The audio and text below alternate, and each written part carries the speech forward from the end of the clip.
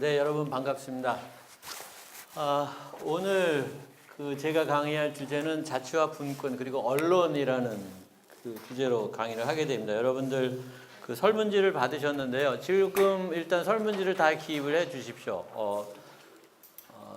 그래서 제 강의를 듣기 전에 먼저 설문지를 기입을 하시고 나서 강의가 끝난 다음에 이제 각 조별로 각자 설문한 내용에 대해서 좀 의견들을 교환하시면 우리 이제 자치와 분권과 언론이 어떤 관계에 있는지 또 어떤 의미에서 중요한지 이런 부분들을 좀 이해하시는 데 도움이 될 겁니다. 네. 자, 그럼 이제 늦게 오신 분들은 기입을 하시고 제가 일단 오늘 강의 내용을 좀 설명드리면 일단 저는 자치와 분권에 대해서 이미 여러분들 2차례 강의를 들어서 철학과 역사에 대해서 공부하셨지만 간단하게 다시 한번 설명드리고 제가 접근하는 이 자치와 분권은 우리 시대가 바뀌었다. 우리가 이제 살아가는 시대가 바뀌었기 때문에 살아가는 방식, 생각하는 방식이 달라져야 되는데 살아가는 방식은 그대로인데 사고방식, 생각하는 방식은 과거에 아직 머물러 있는 지금 그러한 현실에 대해서 제가 설명을 드리고요. 그런 관점에서 이제 주민자치를 설명드리고 왜 우리가 주민자치가 필요한지 다시 한번 설명드리고 이 과정에서 이 언론이라는 것이 특히 자기 지역에서 지역 주민들이 서로 소통하는 수단이라는 것이 얼마나 중요한지 그리고 우리는 그것이 만약에 부실하다면 왜 부실한지 이렇게 설명드리겠습니다. 자, 그래서 지금 지난 봄에 청와대에서 헌법을 바꾸자고 제안을 해서 지방분권 개헌안이라는 것이 공표된 적이 있습니다. 여러분들 기억나시나요? 별 관심들이 없으셔요? 나라의 근간인 헌법을 바꾼다고 했는데 별 관심들이 없으셔요? 그래서 개헌의 여러 가지 중요한 내용 중에서 우리가 우리 수업과 관련돼서 주목할 부분은 지방분권 개헌을 하겠다라는 것이었습니다. 지방분권 개헌. 그래서 헌법 제1조는 우리나라가 대한민국이 민주공화국이고 그 민주공화국의 주인은 국민 개개인이다. 이것을 명시했는데 그 다음에 세 번째로 대한민국은 지방분권 국가이다. 그래서 국민들에게만 권력이 있는 게 아니라 지역과 지방에도 권력이 있다라는 것을 명시하겠다라는 것이었습니다. 그래서 이 개헌안이 나왔을 때, 그래서 지방분권 개헌안이 공표되고 나서 이렇게 이제 정치적인 입장에 따라서 의견들이 분분했는데 국민들 상대로 여론조사를 해봤더니 70%에 가까운 국민들이 지방분권 이 개헌안에 대해서 찬성을 했습니다. 물론 그 당시에 개헌안은 이 지방분권안만 있는 게 아니라 여러 가지 지방자치와 관련된 여러 가지 개헌 조항들이 있었는데 비교적 압도적으로 국민들이 찬성했습니다. 그런데 지방분권 될 것 같아요? 안 될 것 같아요? 이 지방분권 개헌이 현실화 될 것 같습니까? 그냥 이제 넘어간 것 같습니까? 네. 여러분들조차도 관심이 없는 걸 보면 여러분들은 평균 대한민국 국민 이상으로 자치와 분권에 관심이 높으신 분들이지만 비교적 크게 기대를 하지 않으시는 것 같습니다. 그렇게 본다면 대한민국이 지방분권 국가로 가기에는 아직 멀었다. 라고 볼 수 있을 것 같습니다. 안타까운 현실이긴 하지만 근데 제가 여기서 여러분들 지방자치 역사를 배웠지만 지방자치는 민주주의 하는데 필수적이다라고 여러분들 배우셨고 여러 가지 철학을 배우셨지만 이게 전혀 우리 땅에 생소한 그러한 제도가 아니라 이미 조선 왕조 시대 때부터 이 한반도의 뿌리 깊은 통치 제도였다라는 거 다시 한번 제가 말씀드릴 수 있고요. 그래서 실질적으로 지금 조선 왕조만 하더라도 조선 왕조가 몇 년입니까? 몇 년 동안 유지했어요? 우리가 보통 조선 왕조 몇백 년 합니까? 500년이죠. 여러분들 생각해 보세요. 전주 이씨 한 집안이 한 나라를 500년 동안 통치를 했습니다. 전 세계적으로도 거의 유례가 없어요. 외세의 침략을 때문에 망하든지 아니면은 자중 그 안에서 권력 다툼이 있어가지고 다른 집안이나 다른 가문에게 권력을 뺏기든지 해가지고 나라가 바뀌는데 조선 왕조는 500년이나 전 세계에도 그렇게 역사가 많지 않게끔 오래 갔는데 어떻게 그 500년 동안이나 국가 체제를 유지할 수 있었느냐? 반대 세력을 억누르고 반대 세력과 타협하고. 그래서 많은 역사학자들이 설명을 하는 것들을 보면 이제 망한 이유에 대해서는 여러분들도 아마 중고등학교 때 역사 시간에 배웠을 겁니다. 조선 후기에 들어가면 이 사색 당쟁이 일어나고 이 부정부패가 심해져서 결국 조선 왕조가 멸망했다. 그래서 외세의 침략에 결국 넘어갔는데 심지어는 전쟁 한번 치르지 못하고 일본에게 평화적인 조약을 맺어서 우리나라 당신들 가지시오 했다라는 겁니다. 그래서 지금 우리가 역사적으로 보면 매우 수치스럽게 생각하지만 이제 우리가 그 역사에 대해서 어떤 교훈을 얻는다면 그러면 왜 조선 왕조가 일제 식민지가 됐느냐? 싸움도 제대로 해보지 못하고. 자, 그 여러 가지 원인 중에서 우리가 아직까지 크게 부각되지 못한 것이 지방자치의 붕괴입니다. 왜냐하면 조선 왕조는 왕이 통치하는 국가였지만, 그래서 봉건적인 국가였지만 계급제도도 있고 신분제도 있고 여러 가지 차별이 있는 매우 제한적인 국가였지만 그 국가를 통치하는 방식은 각 지방마다 적어도 그 지역 내에서는 나름대로 공론 정치를 하고 여론 정치를 하고 상호 견제할 수 있는 시스템을 만들었다라는 겁니다. 그래서 그 대표적인 게 우리가 뭐 역사적으로 깊이 들어가지 않는다 하더라도 상식적으로 여러분들이 알 수 있는 게 암행어사 들어보셨죠? 암행어사. 암행어사가 뭐 하는 겁니까? 암행어사로 유명한 사람이 누가 있나요? 어사 박문수. 예. 제가 살고 있는 그 충남 아산 옆에 천안에 가면 박문수 묘가 있습니다.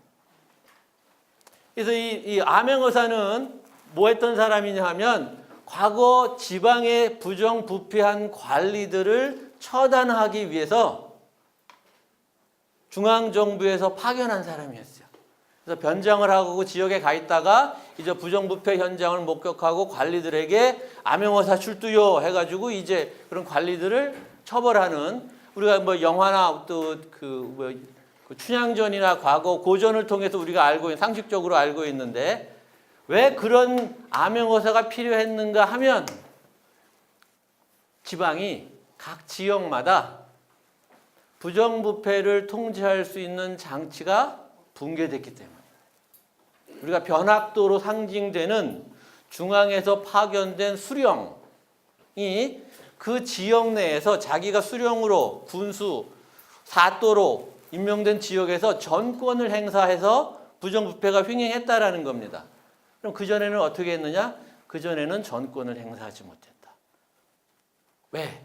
각 지역마다 나름대로 분권 체제를 가지고 있었다라는 겁니다. 그래서 수령이 있지만 그 수령을 보좌하는 향리, 지금 같으면 직업 공무원들, 그 다음에 사림, 그 지역의 양반계층, 여론층, 이 세 그룹이 서로 협조를 해서 지역을 통치했다라는 겁니다.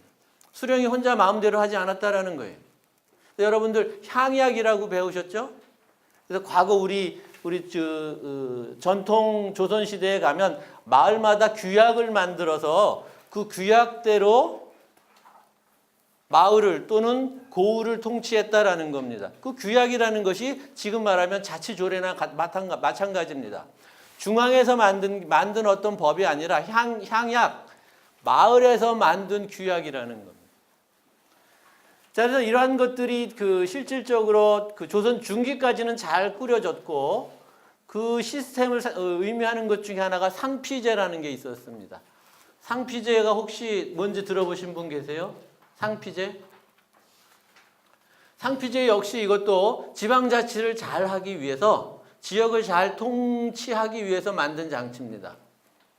그래서 조선 왕조는 봉건 체제 국가이긴 했지만 관리를 등용할 때는 실력대로 등용을 했어요. 그래서 관리가 되려면 뭐에 어떤 시험을 통과해야 돼요? 과거 급제를 해야 되죠. 과거 시험을 봐야 됩니다. 그래서 아무리 높은 집안의 자제라 하더라도 과거 시험에 일단 응시해서 합격하지 못하면 관리가 될 수 없어요. 자, 그래서 이렇게 비교적 신분제 국가이지만 신분만 믿고 엘리트가 되는 게 아니라 신분과 더불어서 능력이 있어야 됐어요.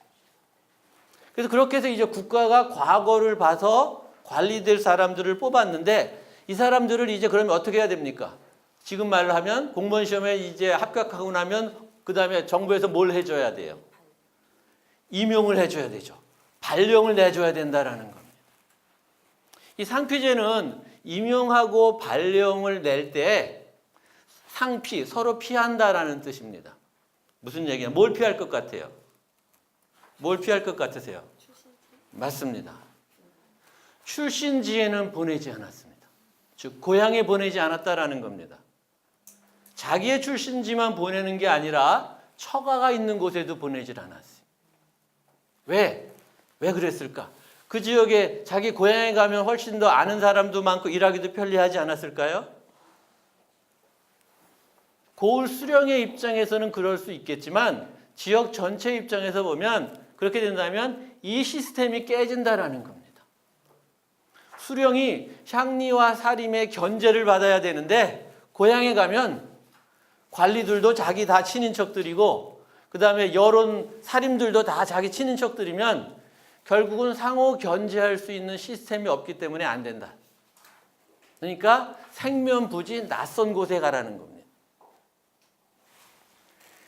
자, 이 시스템이 나름대로 중기까지는 잘 유지되면서 조선의 지역사회가 건강하게 유지되다가 우리가 이제 임진왜란과 같은 병자호란과 같은 전란을 겪고 자, 후기에 들어가면서 이런 사색당쟁이 일어나면서 이 시스템이 깨집니다. 결국 그러니까 어떻게 해야 돼요? 계속 이제 지역에서 부정부패가 횡행하게 되고 중앙정부 입장에서는 뭔가 그 국민들의 백성들의 원성이 높기 때문에 해결을 해야 되는데 지역 스스로 해결이 안 돼요. 그러니까 이제 궁여지책으로 나온 게 암행어사를 보내자. 하지만 암행어사는 별 소용이 없던 제도였다라는 겁니다. 이미 지역 자체 내에서 건강한 통치 시스템을 상실했기 때문에. 자, 그래서 제가 이것을 강조하는 것은 제가 언론과 관련된 분야이지만 이걸 강조하는 것은 우리 일단 지방자치라는 것이 전혀 생소한 게 아니다. 우리 전통에 깊이 뿌리 박혀 있다라는 걸 설명드리는 거고요. 근데 이 지방자치가 이제 중단되는 것은 우리가 이제 식민지가 되면서 일제 식민지가 되면서 기본적으로 우리 참정권이라든가 인권들이 보장받지 못하는 과정에서 지방자치가 전혀 안 한 건 아닙니다. 사실상 일제 식민지 시대에도 지금 도의회나 군의회 같은 것들이 있었습니다. 제도가 있었어요. 그럼 일제 시대에 이런 지방자치 도의회, 군의회는 누가 했을 것 같으세요? 누가 있었을 거예요? 일제 시대에 지방자치를 했다면 도의원이나 군의원 되는 사람들은 어떤 사람들이었을까요? 일본 사람들이었어요. 그래서 일제시대 때 이런 도의회나 군의회를 한 것은 한일합방 이후에 최대로 일본인들이 한반도에 건너와서 많이 살던 때가 약 한 30만 명 정도였다고 합니다. 정확한 통계는 지금 나온 건 없지만 이 30만 명 정도 일본에서 한반도로 건너온 일본인들이 여러 가지 불만들이 많았는데 그 중에 하나가 왜 우리에게는 자치권을 부여하지 않느냐. 한반도도 우리 이제 내지라고 해가지고 조선도 한반도랑 같은 땅이면 우리도 자치권을 부여해야 되지 않느냐라고 해서 결국 일본 정부에서 도의회나 군의회를 만들었고 이걸 만들어서 일본 사람들만 도의원, 군의원 시키자 보니까 좀 너무 명분이 서는 게 아니에요. 그러니까 이제 한국 사람들도 좀 요즘 애들 하는 말로 꽉두기로 좀 넣어주자. 어떤 사람이 거기 들어갔을까요? 친일파였을까요? 독립운동을 하는 사람들이었을까요? 보나마나 뻔하죠. 자, 그래서 일제시대에 이미 우리가 자치라는 것 제도가 약간 들어왔을 때 이미 상당히 변질되어 있었기 때문에 일반 국민들의 입장에서는 자치의회 이런 것들 별 소용이 없는 것이다. 그리고 자치의회, 군의원, 도의원 하는 사람들은 결국은 자기네들의 이권, 이익을 지키기 위해서 하는 거지 조국과 국민을 위해서 일하는 사람들이 아니다라는 인식이 이때 생긴 겁니다. 그래서 우리가 이제 해방 이후에 여러 가지 우리가 특히 95년 이후에 민선자치를 하지만 잘 정착되지 못하는 이유 중에 하나는 조선시대의 자치의 전통을 이어가는 게 아니라 일제시대 때의 자치의 문화, 전통이 지금 아직까지 남아있기 때문입니다. 그나마 이런 지방자치도 군사독재를 하면서는 실질적으로 아예 지방자치를 하질 않았습니다. 그래서 1960년대, 70년대, 80년대 우리가 흔히 군사독재 시절이라고 하던 시절에는 지방자치가 없었습니다. 그래서 여기 있는 저나 여러분들 모두는 지방자치를 경험하지 못하고 성장한 세대들입니다. 자, 그런데 이제 군사독재는 이제 결국 민주항쟁을 통해서 제거가 됐고요. 이 과정에서 보시면 자, 대한민국이 역사적으로 봤을 때 지금 이제 민주주의 국가, 명실상부한 민주주의 국가. 지금 뭐 대한민국 사람들이 뭐 보수냐, 진보, 여야 등으로 나눠서 정치적인 의견이 다를 수는 있지만 결국 국민이 주인이고 국민이 권력을 바꿀 수 있다라는 것에 대해서는 우리가 부인하지 않습니다. 그리고 뭐 자, 그렇게 가능해진 이유가 뭐냐면 우리가 여러분들 아마 뭐 저랑 비슷한 또래라면 다 기억나실 겁니다. 그래서 80년대 후반에 이제 민주항쟁을 하면서 그때 결국 마지막까지 있었던 군사 독재자들이 이제 국민들 앞에 약속한 것 중에 하나가 6.29 선언이다라는 겁니다. 그래서 그때 약속한 한 6, 7가지인데요. 보시면 대통령 직선제 개헌. 그 전까지는 대통령을 어떻게 뽑았습니까? 쉽게 말하면 통일주체 국민회의 체육관에서 뽑았죠. 그래서 국민들이 다 자존심이 상했어요. 우리가 뽑아야지. 그래서 이제 선거법도 개정을 해서 공정하게 선거를 하고 그 당시에 이제 많은 야당 인사들, 김대중을 비롯한 많은 야당 인사들, 민주화 투사들이 결국은 감옥에 가 있고 정치적인 권리가 박탈당하고 했는데 이 사람들을 이제 석방하고 복권하고 그다음에 기본권도 보장해주고 언론 자유 보장해주고 정당 활동, 자유로운 정당 활동도 보장해주고 민주주의의 핵심적인 요소들을 다 보장해줬습니다. 그 마지막에 지방자치 및 교육자치가 들어있었습니다. 자, 그러면 여기 한 7가지가 6.29 선언의 핵심 내용인데요. 국민들이 요구한 민주화 요구입니다. 그래서 이것들이 다 새로운 헌법에 다 들어가서 보장이 됐어요. 그래서 지방자치도 이제 1995년부터 시행이 됐는데 이 중에서 가장 미진한 분야가 바로 지방자치라는 거. 가장 미진한 분야가. 근데 미진한데도 왜 지방자치가 왜 이렇게 잘 안 되느냐? 크게 문제 제기하지 않는다라는 겁니다. 크게 문제 제기하지 않는 이유를 이제 제가 이 수업을 통해서 진행할 텐데요. 자, 그래서 우리 이 역대 정부의 지역 정책을 보면 제가 좀 시간이 없기 때문에 자, 민주화 이후에 이제 계속 새로운 우리가 대통령을 뽑으면서 이런 새로운 대통령, 새로운 정권들의 공통적인 특징 중에 하나가 지역 균형 발전 또는 지방 분권, 선거 때마다 나오는 얘기였습니다. 그래서 문재인 정부에서 지난 봄에 지방분권 개헌안을 만든 것도 그게 선거 공약이었기 때문입니다. 그래서 실질적으로 모든 지난 선거에 있어서도 지방분권과 관련돼서는 5명의 후보에 있어서 커다란 차이가 없습니다. 공통점은 뭐냐? 지방분권 해야 된다고 했을까요? 하지 말아야 된다고 했을까요? 해야 된다. 한결같이 해야 된다고 했습니다. 그리고 자기가 그 대통령이 되면 자 이것을 하겠다, 이것을 하겠다라고 약속을 했습니다. 근데 과연 가능할까요? 가능할까요? 일단 가능할지 안 할지는 모르지만 별 관심들이 없어요. 그것보다 더 중요한 문제들이 훨씬 많기 때문에 국민들의 입장에선.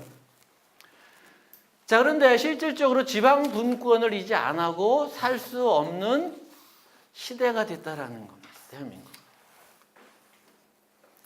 그래서 이 시대적인 변화를 이제 우리가 이해를 하면 지방 분권 안 할 수는 없겠구나, 꼭 해야 되는구나, 이런 것들에 대해서 여러분 인식하실 텐데, 자, 이 사람들 다 혹시 모르는 사람 여기 있습니까? 다 잘 아시죠? 특징이 뭡니까? 특징이 뭐예요? 그렇죠. 대통령입니다. 그 다음에 또 다른 특징이 하나 있습니다. 뭘까요? 자, 제가 여기 보면 이주시대와 정착시대, 자, 이렇게 해가지고 이제 그 제목을 달았는데, 이 제목과 관련돼서 이 사람들의 특징은 뭘까요? 공통적인 특징. 대통령이죠. 네. 조금 거친 말로 하면 모두 지방 촌놈들입니다. 표준말도 할 줄 모르고 사투리 쓰고.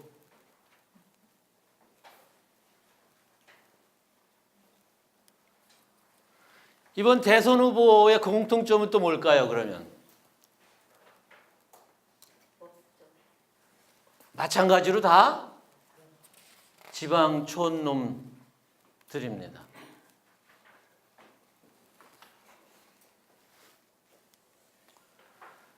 자, 이것은 이제 문재인 정부가 들어서고 나서 이제 대통령이 되고 나니까 이제 뭐 서로 장관하겠다는 사람도 많고 장관 시켜야 된다는 사람도 많고 해가지고 이제 많은 그 함화평들이 올랐는데, 이게 언론 보도 내용입니다.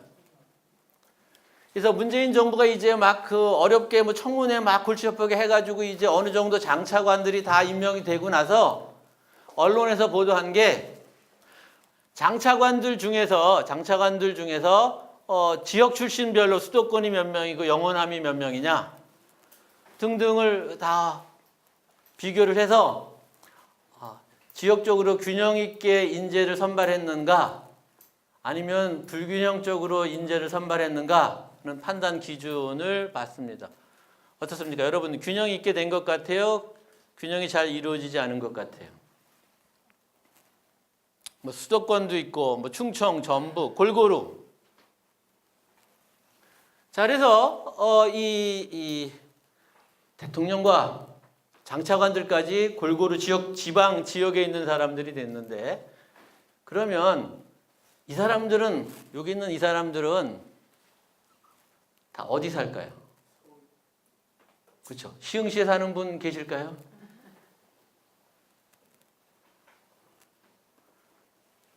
그럼 왜 장차관 사람들은 다 서울 사는 사람들이 해야 되나요?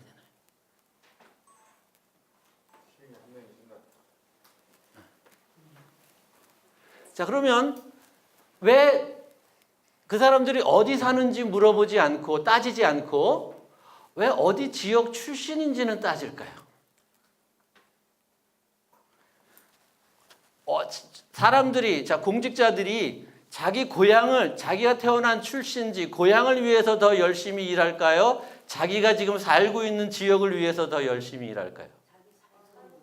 자기가 살고 있는 지역이 중요한 거죠. 뭐 기왕이면 고향을 위해서 잘해주는 게 필요하겠지만, 일단은 자기가 살고 있는 지역에 대해서 먼저 필요한, 유리한, 이익이 되는 정책을 펴고 결정을 내릴 거라는 겁니다. 근데 왜 국민들은 우리 언론에서 이렇게 출신지를 따지는데, 어느 한 사람도 야, 왜 출신지를 가지고 따지냐, 지금 그 사람들 지금 어디 살고 있는지, 대한민국이 민주주의 공화국이면 전국에 골고루 있는 사람들을 인재로 등용해서 장차관을 해야지, 어떻게 서울에 있는 사람들, 서울에서도 무슨 강남구에 사는 사람들만 대통령을 하고 청와대에 있고 검찰총장을 하느냐, 이게 말이 되느냐, 이런 문제 제기를 누가 하냐는 겁니다. 누가 해줘야 돼요? 언론에서 해줘야 돼요. 언론에서 해줘야 돼요.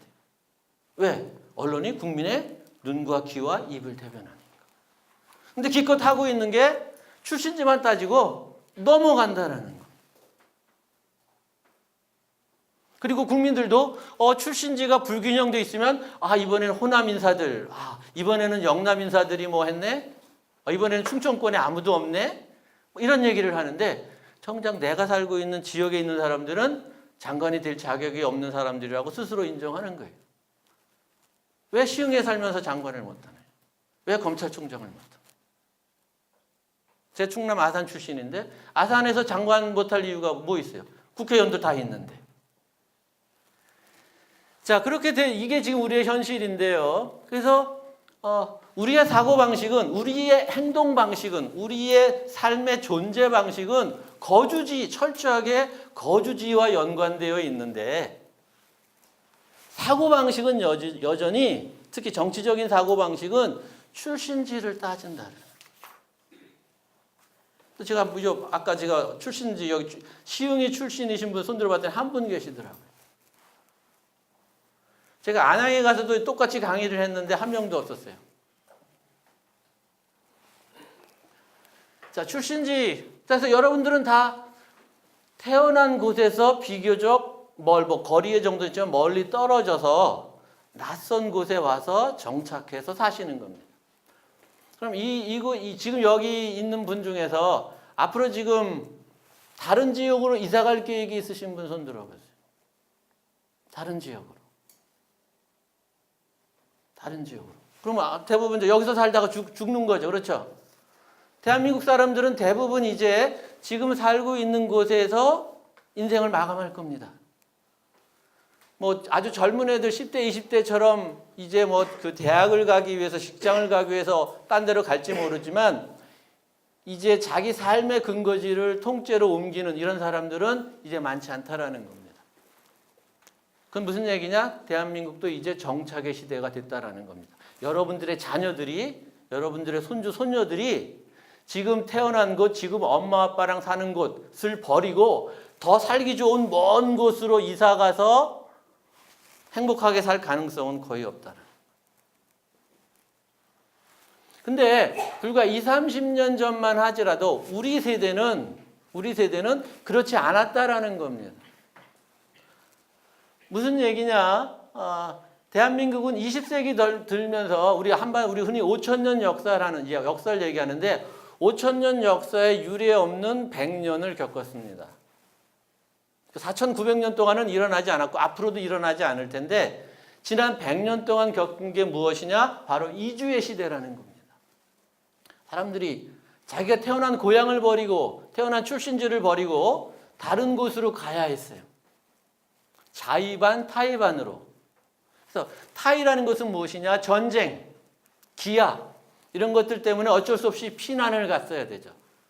그래서 문재인 대통령은 아버지는 함경도 사람으로 함경도 사투리를 쓰고 대통령 자기는 경상도에서 경상도 사투리를 쓰고 아마 아들은 서울에서 성장해서 표준말을 쓸 겁니다. 그래서 3개 세대가 각각 성장한 세대, 살던 지역이 다르다라는 겁니다. 자, 그래서 식민지 시대를 거치면서 6.25 전란을 거치면서 그다음에 이제 산업화 시대를 거치면서 한국 사람들은 보다 살기 좋은 곳, 보다 안전한 곳으로 이주했습니다. 그래서 심지어는 어떤 말까지 있었느냐? 무작정 상경이란 말. 여러분들 무작정 상경이란 말 들어보셨죠? 여러분들에겐 친숙한 말입니다. 제가 학생들에게 무작정 상경이 뭘까 물어보면 아무도 대답 못합니다.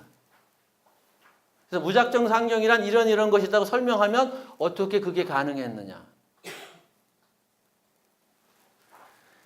그래서 실질적으로 이제 우리 세대는 1960년대 산업 개발을 하기 시작하면서 수도권에 집중적으로 이제 산업 시설이 들어서고 여기에 새로운 일자리가 생기면서 집중적으로 이제 우리가 흔히 말하는 이촌 향도, 농어촌 지역을 떠나서 도시로 사람들이 몰리는 자, 이러한 변화를 겪게 됩니다. 자, 그러면서 이런 것들이 대중문화에도 나타납니다. 그래서 학교 교육에도 나타나고요. 자, 그래서 우리가 어렸을 때 학교에서 배우던 노래들 보면 나의 살던 고향은 뭡니까? 꽃피는 산골, 뭐 고향, 뭐 고향 생각, 고향 땅, 고향과 관련된 노래들이 많아요. 근데 고향에 보면 이제 학교에서 안 가르칩니다. 아이들에게 안 가르쳐요. 왜요? 나의 살던 고향은 뭐예요? 그 다음에 그래서 대한민국 청소년 아이들 중에서 고향이 꽃피는 산골인 아이들이 얼마나 있겠어요? 그래서 교사들 교육과과정 개편위원회에서 국민 정서에 맞는 노래이긴 하지만 아이들 교육상으로는 좀 너무 맞지 않는다. 그래서 그 전에는 의무적으로 했다가 이제는 뭐 선택적으로 하긴 하는데 대부분 가르치지 않습니다. 그래서 우리 그 대중가요에도 보면 우리 부모님들이 즐겨 부르던 노래들 보면 다 고향을 그리워하는 노래들이에요. 왜? 고향을 떠나왔기 때문에. 그리고 저희 세대만 하더라도 고향과 관련된 노래들이 좀 있었습니다. 뭐 나훈아 이런 사람들이 뭐 머나먼 고향 뭐 등등 고향 아줌마 이런 노래들. 그렇지만 이제 요즘 방탄소년단이나 트와이스나 이런 아이돌 그룹 아이들이 고향에 관한 노래를 부를까요? 어림없죠. 왜? 지금 젊은 사람들에게는 고향이라는 게 의미가 없다라는 겁니다. 지금에 살고 있는 아이들은 나의 살던 고향은 지금 이제 주공 아파트고 이제는 이제 고층 아파트가 됩니다. 그리고 지금 살고 있는 곳이 고향이고 죽을 때도 고향이 되는. 이게 선진국 정상적인 나라의 패턴입니다. 근데 우리는 지난 100년 동안은 그런 비정상을 겪었다라는 거죠. 근데 이 지난 100년 동안 비정상을 너무 100년이라는 긴 시간 동안을 겪어왔기 때문에 사람들이 이제 비정상을 정상이라고 착각하고 있는 거예요. 21세기는 이제 여러 면에서 정착의 시대가 됐습니다. 그러면 여러분들 추석이나 설 명절 때 해외여행 가는 사람들이 많겠습니까? 고향에 부모님 찾아가는 사람들이 많겠습니까?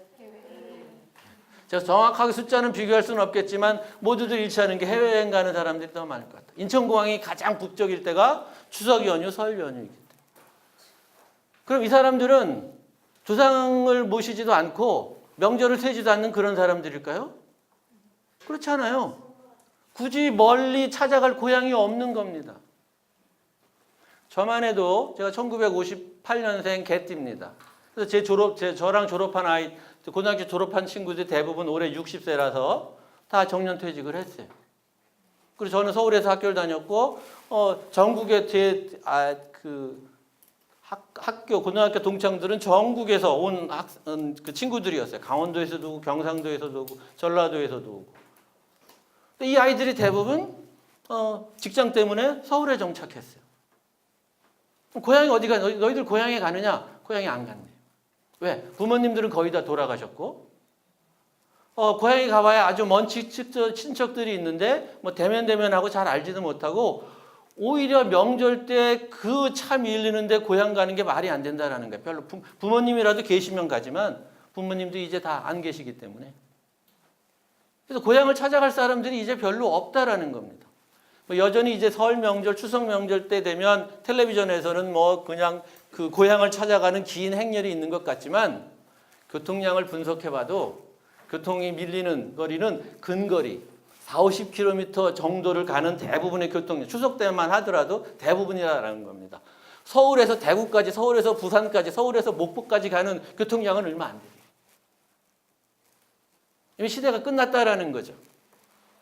그래서 우리 이제 정착의 시대가 됐고, 그래서 이제 정상적인 국가, 선진국가의 정착 패턴이 이제 정착된 겁니다. 이게 뭐냐면, 이건 미국의 통계인데요.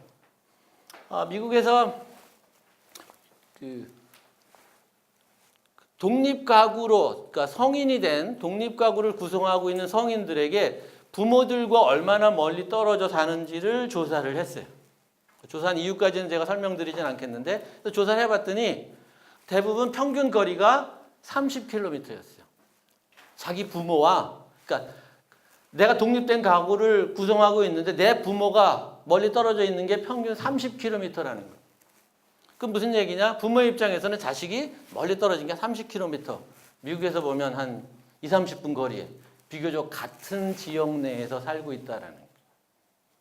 그럼 무슨 얘기냐? 대부분의 미국인들이 아주 예외적인 이민자를 빼고는 실질적으로 부모가 자기가 태어난 곳에서 멀리 떨어져 가서 살지 않는다라는 거예요.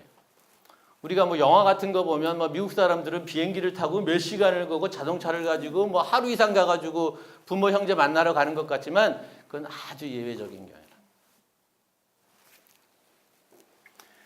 자, 그래서 그럼 어떻게 해야 되느냐? 결국 인간은 기본적으로 자기가 살고 있는 곳을 떠나서 더 살기 좋은 곳으로 이주해 가서 살 가능성들은 이제 매우 낮아졌다라는 겁니다. 확률도 매우 낮아졌고. 여러분들이 시흥을 떠나서 어디 뭐 광명시로 갔든 뭐 어디 저 강남구로 갔든 해가지고 더 행복하게 잘 살 이유가 별로 없다라는 거예요. 그럼 무슨 얘기냐? 결국 지금 자기가 살고 있는 곳을 더욱더 행복한 곳으로, 살기 좋은 곳으로, 삶의 질이 좋은 곳으로 만들어야지 난 이 지역보다 더 좋은 곳으로 가겠다 이렇게 하지 말라라는 거예요. 쉽게 말하면 우리 지금 시흥의 교육 환경이 나쁘니까 난 그러면 우리 애 데리고 저쪽 강남 8학군으로 전학 갈래 이러지 말라라는 거예요. 별 가능성이 없다라는 거예요. 차라리 시흥에 좋은 학교를 만들고 학군을 잘 만들고 좋은 교육 환경을 만드는 게 훨씬 아이에게 도움이 된다. 자, 그래서 그게 바로 이제 모든 민주주의 국가가 지방자치를 하는 이유이고 대한민국도 이제 민주국가가 되면서 지방자치를 한다라는 겁니다. 그럼 여러분들 생각해 보세요. 시흥의 학군을 좋게 만드는 건 누가 만들어줘요? 시흥 사람들이 만들죠. 옆에 광명시나 부산 사람이나 인천 사람들이 해줄 리 없습니다. 그래서 지방자치를 하라는 겁니다. 그래서 지방자치는 그런데 우리가 1995년부터 이제 지방자치를 시작하긴 했는데 아직도 걸음마 단계이고 아직도 여러 가지 뭐 제도적인 문화적인 요인들 때문에 잘 안 되고 있다라는 겁니다. 그 잘 안 되는 몇 가지 원인 중에 하나가 또 우리의 인식들 탓인데 대부분 지방자치를 하면 행정만을 생각하는 경향들이 많아요. 그래서 시청, 군청, 공무원들이 하는 게 지방자치다. 그래서 우리가 이제 지방자치단체라는 말을 쓰고 이제 지방자치단체라는 말도 쓰지 말고 지방정부라고 하자는데 뭐 이것도 지금 쉽지 않을 것 같고요. 그래서 어쨌든 실질적으로 지방자치라는 것은 원론적으로 보면 그 지역에 살고 있는 지역의 주민들이 주권을 행사해서 그 지역의 중요한 결정을 하라라는 겁니다. 왜? 다른 지역의 사람이 내 지역에 와서 어떤 결정을 내려준다면 그는 내 지역의 이익이 되기보다는 내 지역의 손해가 될 가능성이 많다. 자, 그래서 그 지역 주민들이 결정을 하고 그럼 지역 주민들 중에서 그 대표자를 뽑아야 된다. 민주주의 국가이기 때문에 지역 주민들 시흥에 30만 넘는 사람들이 다 나서서 자기 주인이라고 행사한다면 사공이 너무 많아서 배가 산으로 가는 꼴이 되니까 자, 그럼 민주주의 원칙에 따라서 대표자를 뽑아서 하자. 그래서 대표자를 뽑는 게 우리가 이제 정치인들을 뽑고 공무원들을 대표자로 해서 이런 우리가 공공 영역, 정부 영역, 행정 영역을 이제 그 자치의 영역으로 들어가고 근데 그것만 가고 되지 않습니다. 대표자들이 잘 하는지 못하는지 정말로 대표자로서 뽑았는데 그 뽑은 사람들의 견해나 의견을 잘 반영을 해서 그 뽑은 사람들의 이익을 위해서 일을 하는지 아니면 자기네들의 이권을 챙기기 위해서 일하는지를 체크를 해야 된다는 겁니다. 그래서 이 지역 단위에서도 그런 기능을 하는 시민단체나 언론이 있어야 된다는 겁니다.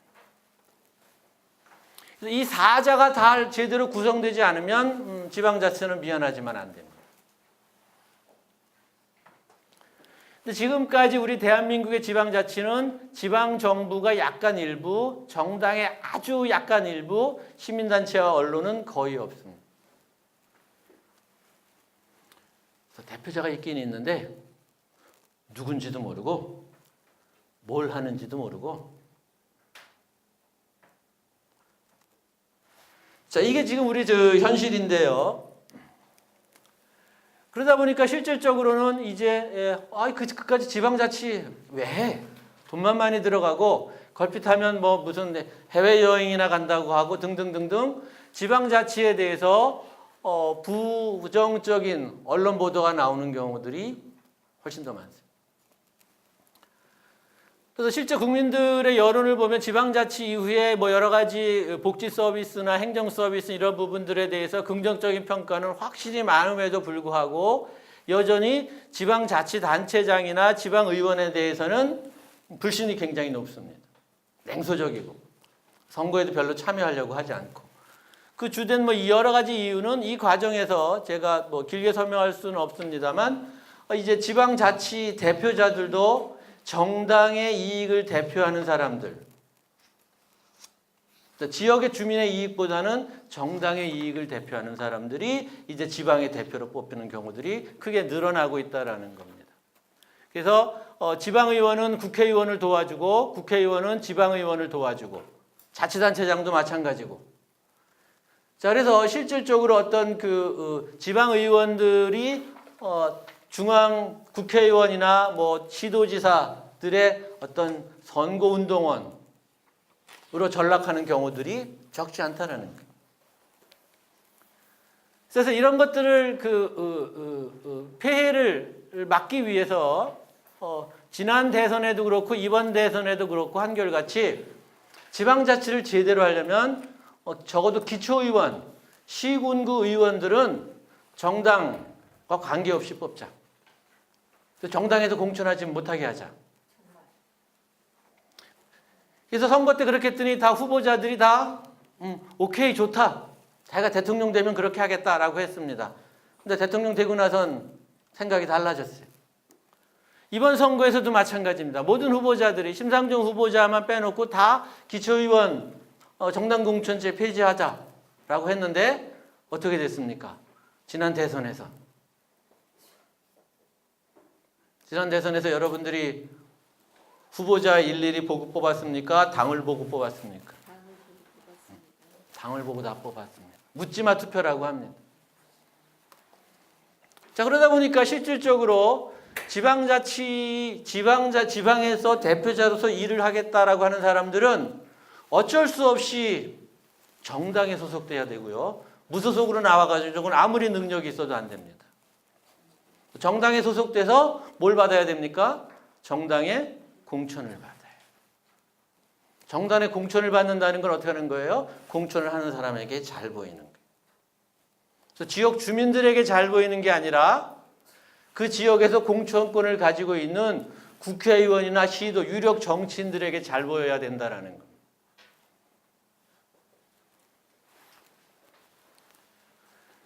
자, 그래서 실질적으로 그럼 이런 부조리 폐해, 지방자치를 하긴 하지만 제대로 안 된다. 이걸 하기 위해서 그러면 이제 시민단체들이 나서야 된다. 정치 조직이나 행정 조직만 가지고 아니니까 시민단체가 나서야 된다라고 해서 90년대 이제 지방자치를 했을 때 전국 각지에서 이런 시민단체들이 많이 결성이 되고 조직이 됐습니다. 그래서 뭐 의회 감시도 하고 예산 편성 감시도 하고 뭐 주민 소환도 제도 만들고 주민 청원도 하고 뭐 여러 가지 많은 제도들 아이디어를 냈는데 단 한 곳도 제대로 된 곳이 없었어요. 즉 지역에서 지역 단위로 시민단체가 활성화된 곳이 거의 없다라는 거예요. 그래서 제가 이걸 뭐 지금 여러 그림을 좀 보여드렸습니다만 우리 안타까운 지방의 자영업과 비교를 합니다. 언제 제일 손님이 많아요? 개업할 때 손님이 제일 많습니다. 아는 사람들도 많이 와주고. 근데 개업 끝나고 나면 이제 본격적으로 손님이 와야 되는데 그 다음부터는 안 와요. 이게 시민단체의 현실이다라는 거고요. 자, 이렇게 되는 이유는, 주민 참여가 안 되는 이유는 기본적으로 지역에서 사람들이 자기 지역에 관해서 어떤 관심을 갖고 행동을 하려면 반드시 거쳐야 하는 단계가 있습니다. 이 단계를 무시해선 아무것도 안 됩니다. 사람들이 이 단계를 잘 생각하지 않고 성급하게 자꾸 참여해라, 투표해라. 그러면 투표를 안 하는 사람들, 우리 지금 지방선거에는 절반 정도가 투표를 안 하는데 왜 안 할까요? 왜 안 하는지를 찾아야 됩니다. 예를 들면 지방선거 앞두고 다음 선거에서 투표할 의향이 있는 사람 이렇게 해서 조사를 하면 한 80% 나와요. 근데 실제 투표로 가면 60%, 50% 떨어진다라는 거죠. 투표하겠다라는 의지를 갖고 있었지만 사람들이 투표를 안 한다라는 거예요. 왜 그러냐는 거예요. 거짓말을 한 걸까? 거짓말이 아니라는 겁니다. 자, 그걸 제가 설명드립니다. 자, 참여라는 것은 어떤 투표도 하나의 참여입니다. 행동으로 옮기는 거예요. 이 행동은 투표도 있고 우리가 이제 태극기 집회나 촛불 집회 같이 정치적인 입장은 다르지만 사람들이 어떤 정치적인 의견을 행동에 옮기는 것도 있을 수 있습니다. 자, 여기에는 이 네 가지 단계가 반드시 거쳐야 됩니다. 순서대로. 첫 번째는 정보를 습득해야 되고요. 무슨 얘기냐? 태극기 집회가 뭔지, 촛불 집회가 뭔지, 왜 하는지, 어디서 하는지도 모르고 사람들이 거기 가서 으쌰으쌰 할 수 있을까요? 불가능하죠. 여러분들이 오늘 이 장호순 교수의 강의를 들으러 시흥시 평생학습관에 온 것도 하나의 행동입니다. 근데 여기서 시흥시청이나 다른 주변 사람들이 오늘 10월 30일 오후 2시부터 4시까지 장호순 교수가 주민자치와 언론에 대한 강의가 있다라는 걸 모르고 오신 분 계세요? 불가능하죠. 정보를 갖고 있어야 왔다라는 거. 정보를 다 갖고 있는 사람들 중에 다 오는 건 아니지만 여기 온 사람들은 반드시 그 정보가 있다라는 겁니다. 그래서 정보 습득이 안 되면 못 와요. 제 시흥에 살고 있는 제 친구가 호순이 너 왔네? 그럼 나도 가야겠다라고 기뻐했을 텐데 정보가 없기 때문에 못 오는 겁니다. 정보만 있으면 다 오느냐? 그렇지 않다라는 겁니다. 시흥시에서 시흥 시민 전체에 대해서 장호순 교수의 강의에 대해서 또는 우리 주민자치 교육에 대해서 정보를 줬지만 관심이 있는 사람이 있고 없는 사람이 있죠. 그래서 관심을 가져야 되고 그다음에 관심을 가진 다음에 거기에 대해서 뭔가 강한 찬성이나 반대, 내가 그걸 좋아하든지 싫어하든지가 있어야 된다라는 거예요. 그리고 그 다음에 행동에 옮긴다라는 겁니다. 그래서 여기에 온 사람들 중에서 관심도 없고 어떤 의견도 공감이나 반대도 없는데 거기 가서 촛불 시위하는 사람들 없고 태극기 흔드는 사람도 없다라는 거예요. 투표하는 것도 다 마찬가지라는 거예요. 선거인이나 후보자 등에서 정보가 있어야 되고 관심이 있어야 되고 그다음에 지지하는 후보나 또는 저놈만은 안 돼 해서 반대하는 후보가 있어야 결국은 사람들이 투표를 한다라는 겁니다. 이 네 단계가 이루어져야 되는데 자, 그러면 제일 중요한 단계가 뭐라고 그랬어요? 정보 습득입니다. 알아야지. 지식. 정보를 갖고 있어야 되는데 그 정보를 누가 줍니까? 그 정보를 어디서 얻냐라는 거예요. 우리 지역에 관한 정보를 얻는 것. 지금 여러분들 어디서 얻는가 제가 여러분들에게 설문지 돌렸는데 제가 지금 다른 지역에 대해서 돌린 설문지를 토대로 한다면 여러분들에게서 시흥 지역에 관한 뉴스를 주로 어떻게 알게 되는가가 가장 많은 것은 5번 시흥 지역의 사람들로부터입니다. 5번 시흥 지역의 사람들로부터. 신문도 있고 방송도 있고 인터넷도 있고 카톡도 있고 SNS도 있고 엄청나게 많은 정보들이 있지만 여러분들은 원시 시대에 살고 있는 거예요. 옛날 사람들 동굴에 살 때, 마을 부락에 살 때 이웃 마을에 뭐가 있었대? 우물가에 모여서 사랑방에 모여서 또는 장터에 모여서 그때 정보를 교환하던 시대에 살고 있는 디지털 첨단 국가에 살고 있지만 여러분들은 등잔 밑이 어려운 시대에 살고 있다는 것. 적어도 우리 지역에 관해서. 그래서 청와대에서 무슨 일이 일어나는지, 국회에서 무슨 일이 일어나는지는 정말 다들 잘 알고 있어요.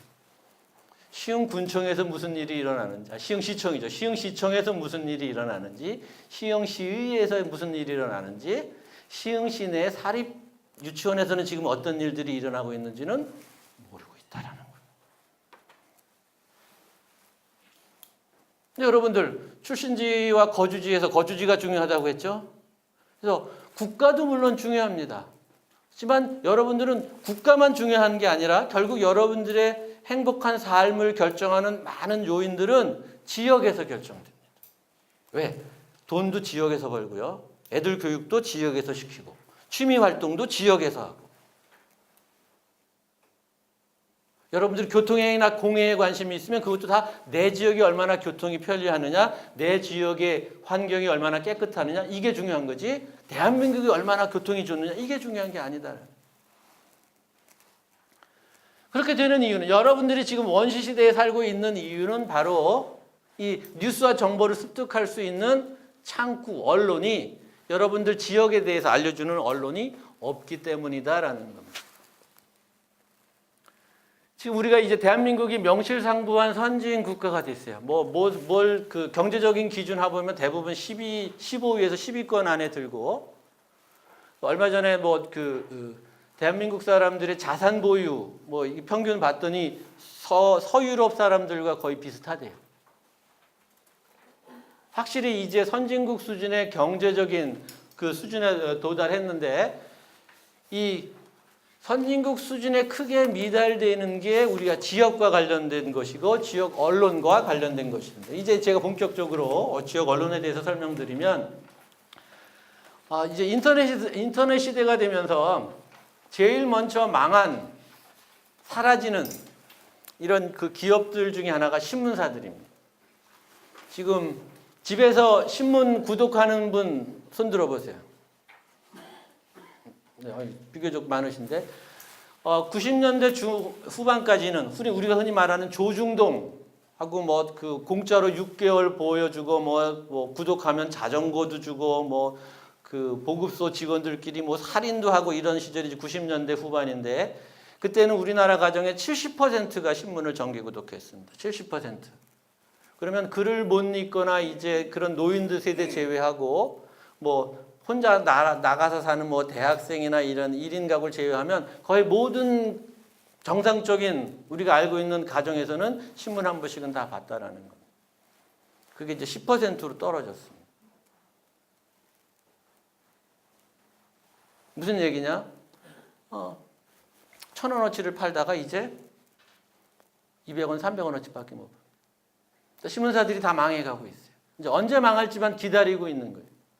우리나라는 망하는 비율이 굉장히 높고 다른 나라들도 다 마찬가지입니다. 이제 종이로 신문을 보지 않고 인터넷으로 보기 때문에. 자, 그래서 그 유럽에 있는 한 옥스퍼드 대학에서 펀드를 받아가지고 어떻게 하면 사람들이 계속 뉴스를 보게 할까? 신문을 계속 보게 할까? 어떻게 하면 뉴스를 가지고 신문을 계속 만들어서 돈을 벌 수 있을까? 이걸 연구를 하면서 중점을 주었던 게 중에 하나가 사람들이 여전히 관심 있게 보는 뉴스가 뭐냐. 그래서 그전에는 여러분들 신문을 가져오면 좋든 싫든 한부를 펼쳐가지고 20분, 30분 동안 계속 처음부터 끝까지 다른 데 신경 안 빼치고 신문만 보면서 밥을 먹다가 신문을 볼 수도 있고 할 수 있지만 계속 신문만 보는 데 집중했습니다. 그렇지만 이제는 어때요? 여러분들? 죄송합니다. 휴대 핸드폰 하다가 뉴스 좀 보다가 카톡도 해야 되고 은행 송금이체도 해야 되고 문자도 보내야 되고 동영상도 봐야 되고 그래서 한국인들이 하루 평균 맨날 그 뉴스를 체크하고 있지만 하루 평균 한 5분도 안 된다는 거예요. 실제로 뉴스를 읽는 비율이. 근데 이걸 늘려야지 이제 그 신문들이 먹고 살아야 되는데 그래서 사람들이 제일 관심 있는 뉴스가 뭐냐? 그래서 26개국, OECD 26개국을 대상으로 해서 조사를 했어요. 한국도 거기 들어가서. 근데 제일 관심 있는 뉴스가 이 파란 건데 26개국 전체는 63%가 지역 뉴스가 자기가 가장 관심 있는 뉴스라고 해요. 자기 지역의 뉴스가. 반면에 한국은 36%밖에 되질 않아요. 평균치에서부터도 한참 떨어졌다라는 거. 지역 뉴스에 대해서 별로 관심이 없어요. 그래서 지역에는 관심이 있지만 지역 뉴스에는 관심이 없는 건지, 지역에도 관심이 없고 지역 뉴스에도 관심이 없는 건지 모르지만 어쨌든 지역 뉴스는 우리 이용하지 않는 사람들이 관심이 없다라는 거예요. 자, 그래서 일단은 이제 본격적으로 사람들이 한국 사람들은 다른 나라에 비해서 현격하게 지역에 대한 관심도 없고 지역 뉴스에 대한 관심도 없다라는 거예요. 왜 그러냐는 거죠. 그럼 이렇게 살아도 되냐라는 겁니다.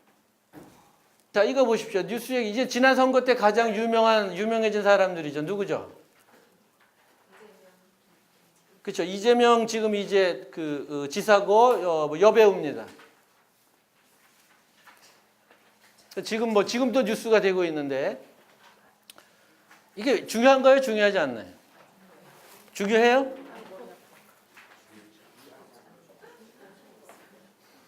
아마 여러분들은 경기도민이니까 중요할지 몰라요. 그렇죠? 전 충청남도 아산에 살고 있는 사람이에요. 그럼 충청남도 도지사가 어떤 사람이 나왔는지가 중요하지 않겠습니까? 이 사람은 저에게 해줄 게 아무것도 없어요. 나중에 뭐 대통령 후보로 나올지는 모르지. 그건 그때 얘기고. 근데 텔레비전을 틀면 어느 채널이든 이 사람들 얘기로 도배가 됐다라는 거. 왜 그러냐는 거. 그 주된 이유는 바로 우리가 이제 한국이 언론이라는 것이 다른 나라와는 아주 다른 독특한 구조를 갖고 있기 때문입니다. 이게 100년 동안 지속됐기 때문에 우리가 다른 나라, 정상적인 다른 나라와 비교해보지 않으면 이게 정말 심각한 문제이고 아주 왜곡되고 비정상적이다라는 걸 인지하지 못한다라는 겁니다. 그래서 대한민국은 전국에 물론 수도권의 인구가 집중돼 있어서 약 25%, 약 50%의 인구가 수도권, 우리 서울 경기 지역에 살고 있지만 전국적으로 골고루 분포돼 사람들이 모여서 살고 있고 여러 가지 수도권 집중을 막기 위해서 많은 제도를 만들고 그래서 우리가 지방 분권을 하자는 것 중에 하나가 수도권 집중인데 단도직입적으로 말씀드리면 서울 집중도가 가장 높은 게 언론이다라는 겁니다. 대한민국 사람들이 이용하는 언론, 실제로 이용하는 언론, 여러분들이 뭐 텔레비전이나 인터넷이나 신문을 통해서 보는 언론은 90%가 서울에 있는 거예요. 여러분들 텔레비전 채널에 나오는 모든 것들 다 서울에 있습니다. 경기도도 아닙니다. 서울에 있어요. 이렇게 서울에 90%가 넘는 이렇게 집중도가 높은 게 없습니다. 서비스업도 그렇고 뭐 다른 모든 분야가 인구의 20%밖에 차지하지 않는 서울이 언론에 있어서는 90%를 차지합니다. 신문도 그렇고 방송도 그렇고 자 그래서 왜 서울에 있느냐? 그래서 쉽게 말하면 서울에 여러 가지 공공기관들이 있다 보니까 그 전국적으로 분산을 하고 수도도 이전하자라고 이렇게 얘기를 했습니다. 분산을 하자. 근데 언론은 분산하자라는 얘기가 없어요. KBS, MBC, SBS 그전에는 작년까지만 해도 다 여의도에 다 있다가 지금은 저쪽에 하나는 저쪽 고양시 일산 쪽으로 디지털 시티 있는 쪽으로 MBC는 그쪽으로 이사를 갔고 뭐 JTBC니 뭐 TV조선이니 새로운 채널들이 계속 생겼지만 다 서울에 있어요. 100년 동안. 그리고 그거 누구도 문제 제기하지 않습니다. 자, 그래서 세계적으로 드물게 언론이 중앙에 집중되어 있는 나라인데요. 왜 그렇게 됐느냐? 그리고 이게 무슨 의미가 있느냐? 그렇게 된 이유는 역사적인 이유가 있습니다. 쉽게 말하면 1920년 내년 후년이 100주년, 창립 100주년이 되는 회사가 있습니다. 우리나라에. 어디일까요? 그렇죠. 동아일보, 조선일보. 그리고 2026년이 되면 KBS가 창립 100주년이 됩니다. 어때요? 창립 100주년 잔치를 크게 해야 돼요? 말아야 돼요? 1920년은 어느 때입니까? 일제시대 때예요. 자, 우리나라 지금 현재 언론 특징은 일단 좀 넘어가야 되면, 자, 일제시대의 잔재가 그대로 남아 있습니다. 서울 집중이라는 것은, 언론의 서울 집중은 철저하게 일제시대의 잔재입니다. 그건 무슨 얘기냐? 1920년 조선일보, 그 다음에 동아일보, 그 다음에 시사신문이라는 세 신문이 창간이 됐는데 1920년 전엔 무슨 일이 있었습니까? 1919년엔 뭐가 있었어요? 1920년 1년 전에 1919년 김인현 3월 1일. 그래서 3.1 독립운동을 했습니다. 3.1 독립운동은 우리가 1910년에 한일 합방 한 다음에 9년 만에 일어났는데 그 9년 기간 동안에 어떤 일이 일어났냐면 모든 언론을 다 없앴습니다. 그 전에 있던. 조선 총독부가 운영하는 매일신보라는 신문 하나만 남겨두고 신문을 다 사람들 못 보게 했어요. 학교도 다 문 닫고. 그래서 우리가 소위 무단정치라고 해서 조선인들을 무지하게 만들고 눈과 귀를 막으면, 그리고 우리가 이제 일본 사람들이 세뇌를 하면 결국은 조선인들이 우리도 일본인이다라고 이제 받아들이고 결국은 이 식민지 체제에 순응할 것이다라고 생각을 했는데 10년 만에 3.1 만세운동이 일어났죠. 그래서 간신히 일제가 제압을 하긴 했지만 딜레마에 빠집니다. 네, 무단 통치를 하고 헌병이 감시하고 학교도 못 보내고도 이 사람들이 계속 만세운동을 하는데 앞으로도 계속 할 것 같아요? 안 할 것 같아요? 앞으로도 계속 할 것 같죠? 그럼 일본의 입장에서는 막아야 된다는 거. 그래서 막는 방법은 크게 두 가지의 대안이 있었어요. 하나는 군인의 숫자를 더 늘린다. 경찰과 군인의 숫자를 더 늘린다. 근데 이거는 이제 일본의 입장에서는 빨리 중국 침략을 위해서 군인들을 저 만주나 중국 본토로 보내야 되는데 이 후방인 한반도에 지금 병력이 지금 묶여 있는 겁니다. 그래서 이건 현실적이지 않다. 자, 그래서 그러지 말고 좀 살살 달래주자. 그래서 허용한 게 1920년에 3.1운동 직후에 조선일보, 동아일보 같은 신문 발행을 허용해 준 겁니다. 누구에게 허용해 주었을까요? 안전한 사람, 일본의 입장에서 봤을 때 믿을 만한 사람인가요? 믿기 어려운 사람들이요. 믿을 만한 사람들. 그리고 그 신문을, 자, 그래서 우리가 상식적으로 허용해 주면 한반도가 있으니까 서울에 하나, 부산에 하나, 평양에 하나 이렇게 발행을 허가해 줘야 되는데 그렇게 하지 않았다는. 다 어디서만 발행을 해라? 서울에서만. 실제로 자기네들은 여러분들 교재에 보면 아까 우리 일본인들 한 30만 명 된다고 했는데 이 30만 명의 일본인들이 저 서울을 비롯해서 전국 각지에서 신문을 만들고 있었어요.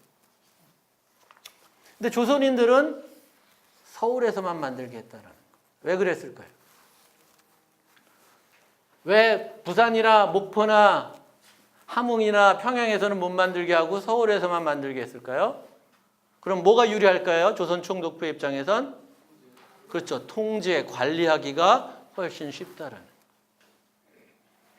자, 그래서 이 결국은 신문이 서울에만 만들어졌고, 서울에서만 만들었고, 방송도 서울에서 하고. 그래서 일제가 되면서 결국은 일제가 허용한 언론은 모두 지금의 서울에서만 존재하게 됐다라는 겁니다. 근데 해방이 되면서는 전국 각지에서 신문을 발행하게 됩니다. 왜냐하면 아까 여기서 보시면 여기 지금 전국 각지에서 일본인들이 신문을 만들었는데 해방이 되니까 이 지방에서 신문을 만들던 일본 사람들이 어떻게 해야 될까요? 다 이제 본국으로 도망가야 됐어요.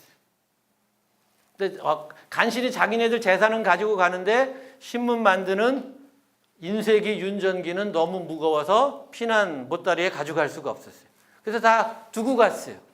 그래서 우리가 말하는 적산이 됐어요.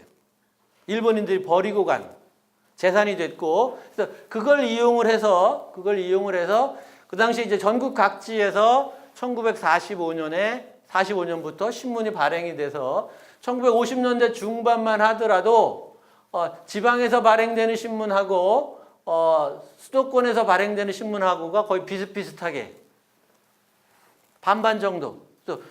그 지방 균형을 이루다가 이제 5.16 군사 쿠데타가 터지면서 군사 독재와 일제 식민지 지배는 매우 유사한 체제이고 중앙에서 권력을 독점하고 지방의 저항 세력들을 통제해야 되기 때문에 이제 자연스럽게 이 과정에서 숫자를 지방에 있는 신문의 숫자를 대거 줄입니다. 그리고 이제 서울에서 신문을 발행을 하게 되고 이 과정에서 이 60년대 이제 이 군사 독재와 이 한국의 언론 성장이 아까 처음에 보여드렸던 한국의 산업화, 수도권 집중이 이제 같은 시기에 이루어집니다. 여러분들은 대부분 이제 산업화 시기에 농어촌에서 태어나서 일자리가 있는 수도권으로 와서 정착하고 그런 세대들이다라는 거죠. 그래서 이 과정에서 60년대, 70년대 접어들면서 대한민국에서 처음으로 보통 사람들이 신문을 읽게 됩니다. 그래서 그 일제 식민지 시대는 물론이고 1950년대까지만 하더라도 신문은 식자층이 보는 거예요. 글을 읽지 못하는 사람 1960년대 초반까지만 하더라도 우리나라가 거의 세계 최고의 문맹률이었습니다. 글을 못 읽는 사람들이 대부분이었어요. 자, 그러다가 이제 그 해방 이후에 초등학교 의무 교육을 하고 이제 그 글을 깨우친 사람들이 나서서 60년대 이제 근로자가 되고 소득이 생기고 글을 읽을 수 있게 되면서 이제 신문, 방송 이런 것들이 60년대, 70년대 크게 늘어나고 그래서 이 과정에서 자연스럽게 실질적으로 대한민국 사람들이 처음으로 맞이한 대다수의 대한민국 사람들이 처음으로 접한 언론, 신문, 방송은 어디서 나오는 거다? 서울에서 만든 거다. 그래서 여러분들 생각해 보세요. 60년대, 70년대 군사 독재 시절에 모든 중요한 결정이 서울에서 내려져요. 모든 사람들이 서울에 가고 싶어요. 근데 서울에 가고 쉽지도 않고 중요한 결정을 내지 못하는 이 과정에서 대한민국 사람들이 유일하게 지방에 살면서도 서울의 것을 누릴 수 있는 것 중에 하나가 신문이었어요. 광주에 살지만 목포에 살지만 신문은 서울 사람들처럼 볼 수 있고 방송도 서울 사람처럼 볼 수 있고 자 이렇게 되면서 우리가 60년대 70년대 접어들면서 군사독재 체제 하에서 산업화 시대에 지방에 살지만 언론은 중앙의 것을 이용하는 문화가 정착이 됩니다. 그래서 제도적으로 지역의 언론을 못 만들게 했을 뿐만 아니라 지방에 살던 사람들이 자기 타 지방의 것, 중앙의 것을 자기네들의 것보다 우선하는 그런 문화가 이제 정착이 된 거죠.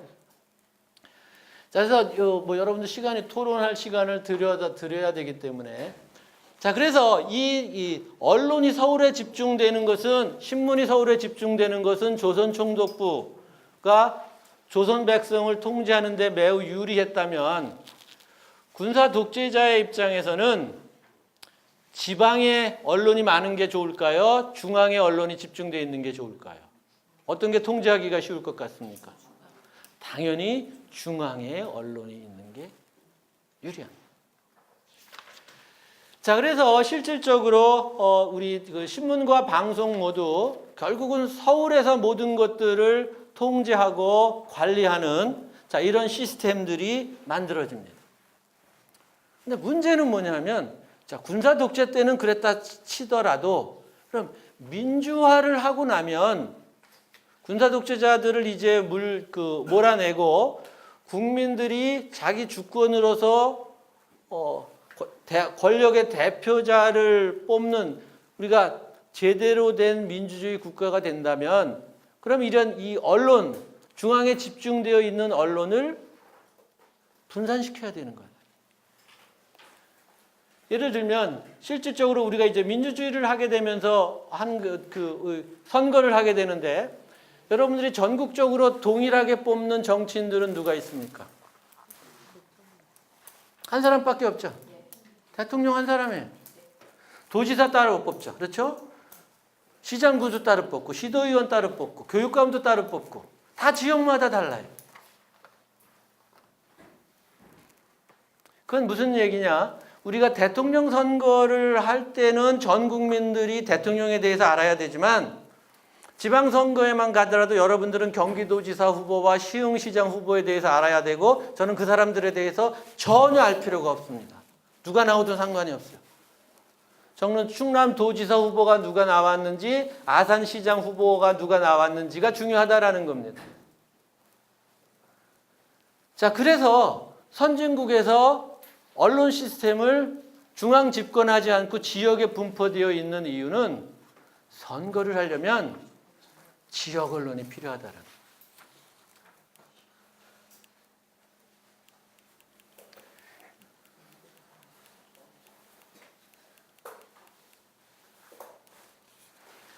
자, 요게 여러분들 우리가 잘 아는 나라죠. 요게 지금 어느 나라 지도입니까? 여기 어느 나라 지도예요? 미국의 지도죠. 여기는 일본의 지도. 우리가 비교적 친숙한 나라입니다. 여기 지금 여러 개 점선으로 표시되어 있는 게 뭐냐면 방송지역입니다. 방송지역. 법적으로 구분해 놓은. 그래서 미국의 방송은 위성방송이 됐든 지상파 방송이 됐든 케이블 방송이 됐든 반드시 지역방송을 통해서 들어가야 됩니다. 실제로는 기술적으로 보면 여기 위성 하나를 띄워서 미국 사람들이 동시에 다 전파를 수신해서 볼 수 있지만 그 위성 방송회사 하나 너희들이 그 방송을 그렇게 하지 말고 이 위성에서 직접적으로 그 가정에게 신호를 보내는 게 아니라 반드시 방송 구역을 거쳐서 가도록 지역 방송국을 거쳐서 가도록 의무적으로. 그래서 예를 들면 엊그제 우리 그 유현진 프로야구 선수가 이제 월드 시리즈 경기를 했죠. 그러면 저녁에 방송이 됩니다. 그래서 그 방송을 보는 것은 다 각 지역마다 지역 채널을 통해 가지고 본다라는 거예요. 의무적으로. 지역 채널 없이는 못 된다라는 겁니다. 왜 그렇게 했느냐? 지역 방송이 있어야 된다라는 거예요. 왜 지역 방송이 있어야 되느냐? 사람들이 지역 방송이 필요하다라는 겁니다. 일본도 마찬가지고요. 그래서 요 일본도 여기 있는 것들이 다 일본의 NHK 방송의 지역 방송입니다.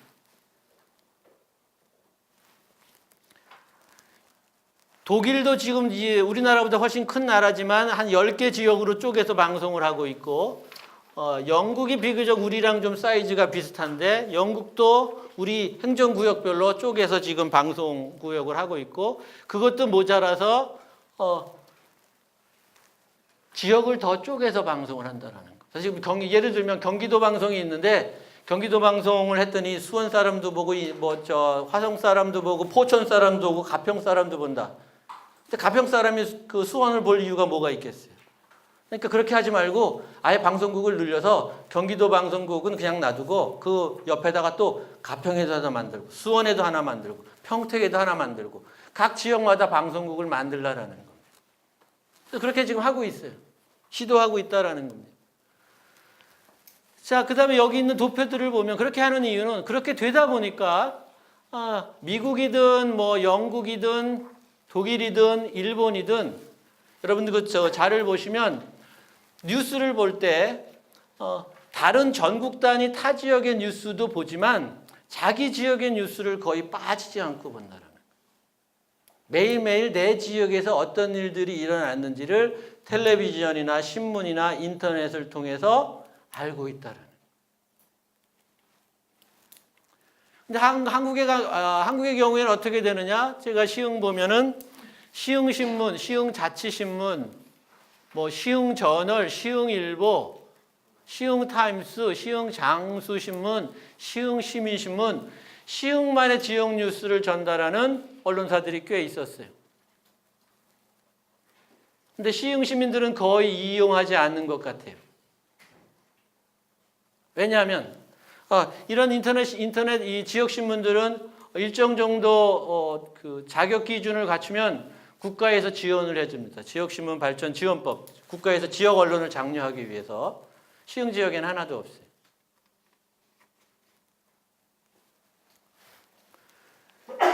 자, 그래서 어떤 결과였냐면 여러분들 이 얼마 전 그 코미디 프로그램에 나왔던 거죠.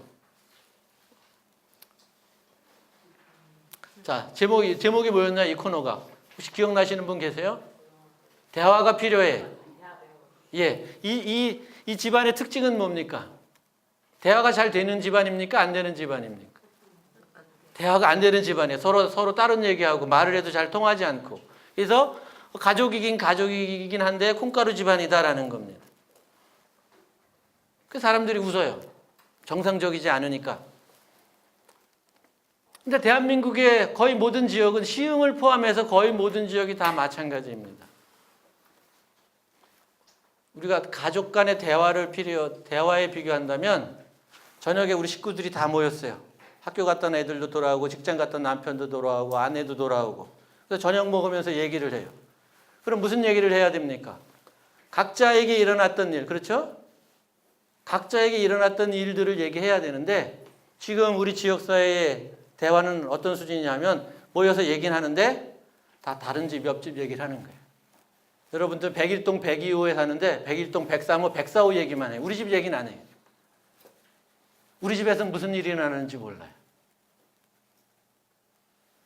이게 정상적인 가정이 아니라는 거죠. 자, 그래서 결국은 지역 언론이 전혀 없는 건 아니다. 있다라는 겁니다. 그렇지만 실질적으로 없는 거나 다름없다. 그리고 제가 이제 뭐 공무원들도 교육도 가끔 합니다만 공무원들 이렇게 만나면 지역 언론 때문에 너무 힘들어요. 도움이 되는 게 아니라 오히려 걸림돌이 된다라고 하는 경우들이 많아요. 근데 결국은 그 희생자는 누구냐? 지역사회, 지역 주민이다라는 겁니다. 그래서 가족끼리 모여가지고 서로의 얘기를 하지 않고 남의 집 얘기를 하면 그 가족이 행복한 가족이 될 수가 없다는. 그래서 예를 들면 지역 내에 정보 교류가 제대로 되지 않습니다. 그래서 친구들 만나지 않으면 무슨 일이 일어나는지 모르는 거예요, 여러분들은. 그렇죠? 주변 사람들로부터 알고 있으니까. 그래서 국회에서 일어나고 청와대에서 어떤 일이 일어나고 심지어는 백악관에서 어떤 일이 일어나고 있는지는 알지만 시흥시 여기 대하동에서 무슨 일이 일어나는지 어디서 교통사고가 일어났는지 범죄가 일어났는지 모른다는. 국정감사 한다고 막 떠들고 막 텔레비전에서 계속 나오는데 내가 뽑은 국회의원은 국정감사 때 뭘 하고 있는지. 자, 그래서 실질적으로 지역 내 정보 교류가 안 되면서 어떤 일들이 일어나 자치단체는 행정 홍보 굉장히 하기 어렵습니다. 홍보 예산 어마어마하게 들어가지만 주민들에게 잘 안 알려져요. 선거도 제대로 안 돼서 묻지마 투표가 되고 경제나 문화, 지역 항상 열악합니다. 왜? 경제나 문화의 핵심, 제가 길게 설명드릴 수는 없지만 이것도 소통입니다. 커뮤니케이션. 그래서 구인 구직난이나 물가 높은 이런 것들이 지역은 항상 정보의 부재로 인해서 또 문화활동 같은 것들도 여러 가지 좋은 프로그램들이 있어도 참여가 저조해요. 그러니까 자치단체에서 어떻게 해야 돼요? 기껏해서 주민들에게 문화활동 참여하려고 하면 축제하면서 이제 마지막 날에 유명 가수 부르는 거예요. 근데 그 사람들이 돈 얼마 받아가는지 알면 다들 기함을 할 거예요. 그래서 지역에서 열심히 재미있게 문화활동을 하는 친구들이 지역 주민들에게 자기네들의 실력을 발휘하는 게 아니라 지역의 문화축제가 외지에서 있는 이미 유명한 사람, 더 유명한 사람, 그래서 우리 돈을 많이 주는 사람들을 데려다가 해야지 좋아하는 거예요. 그 지역의 문화가 대중문화가 발전할 수 없죠. 또 지역 내 여론이 있나요? 시흥시에? 아산시에? 없어요.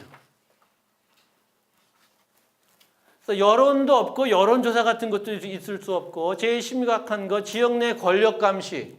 그래서 시장이 됐든 군수가 됐든 뭐 이 국회의원이 되고 나면 그 다음부터는 아주 너무 쉽습니다. 왜? 감시하는 언론인들이 없어요. 감시자들이 없어요. 감시하는 시민들이 없다라는 겁니다. 또 지역 내 어떤 갈등을 해소하는 것도 지역의 여론이 중요한데 어느 지역 치고 갈등 없는 지역이 없죠. 무슨 여기도 지금 오다 보니까 아파트에 뭐 거창하게 걸렸던데 그 지역 개발을 두고 입장들이 다른다라는 겁니다. 그럼 지역에서는 어떻게 해결하느냐? 그럼 뭐가 문제인지 어떤 게 합리적인 방법인지 대다수의 주민들은 어떻게 생각하는지 서로 의견을 교환하고 합리적인 방법을 찾아야 되는데 일단 머리띠부터 두르고 가장 많은 으쌰으쌰하는데 사람들 많이 동원하고 플랜카드 가장 높은 데다 붙이고 정 안 되면 시장실에 가가지고 점거하고 이래가지고 해결한다는 거예요. 시흥시가 그렇다는 게 아니라 대부분 다른 지역에서 그렇다. 그러다 보니까 실질적으로 지역사회는 스스로 보기에도 무기력하고 낙후할 수밖에 없다라는 겁니다. 여러분들은 지금 시흥 시민으로서 자부심이 있을지 모르시겠지만 여러분들의 자녀들 20대, 10대, 20대들은 어디 나가서 나 자랑스럽게 나 시흥에 살고 있어. 서울시장이 누군지는 알아도 시흥시장이 누군지 모르고. 이게 현실이다라는 겁니다. 그래서 무기력하고 낙후하면 그러면 떠나야 되는데 그럼 더 살기 좋은 곳으로 갈 수 있느냐? 시흥을 떠나서 더 살기 좋은 곳에 가서 우리 아이들이 살 수 있느냐? 미안하지만 아니라. 어디도 두 팔 벌려 받아주지 않는다라는 겁니다. 자, 그래서 우리 지역사회 결국은 지역 주민들이 이용하는 언론은 다른 지역의 언론. 여러분들이 끊임없이 뉴스를 체크하고 텔레비전을 보고 하지만 거기에 내 지역 뉴스는 없어요. 오히려 내 지역 뉴스가 나오면 놀래가지고 사람들 불러요. 또 자기 지역에 관한 뉴스를 생산하는 지역 언론, 아까 그런 인터넷 언론들이 많지만 거의 보질 않아요. 그래서 지역 뉴스가 필요하지만 지역 주민들은 뉴스를 접하지 못하고 지역 뉴스를 제공하는 지역 언론이 있지만 또 지역 주민들로부터 환영받지 못해요. 그러다 보니까 지역 언론은 대부분 굉장히 경영이 부실합니다. 작은 조그만 식당, 작은 뭐 테이블 한 대여섯 개 있는 식당의 1년 매출액도 안 되는 경우가 대부분. 그래서 지역 언론의 숫자는 많지만 아까 시흥도 봤더니 한 거의 10개 되죠. 하지만 신속한 뉴스 제공이나 여론 형성, 권력 비판과 같은 어떤 언론이 해야 할 기능들을 거의 하지 못한다는 거예요. 하기 싫어서가 아니라 하고자 해도 할 수 있는 여건이 안 된다라는 겁니다. 자, 그래서 어쨌든 우리가 이런 지역 언론들을 결국은 만들어야 돼. 없이 살 수 있느냐? 살 수는 있지만 행복하게 살기는 어렵다라는 겁니다. 그래서 앞으로 여러분들이 고민하셔서 우리가 전국 단위 언론과 지역 언론이 그 균형을 이뤄야 된다라는 것이고요. 제가 마지막으로 이제 지역 언론의 중요성을 강조하기 위해서 사용하는 그 그림인데요. 요거 뭡니까? 요거 아직도 갖고 계신 분 있나요? 갖고 계신 분 있어요? 차에 있어요? 집에 있어요? 차에 아직도 있으십니까? 대단하시네요.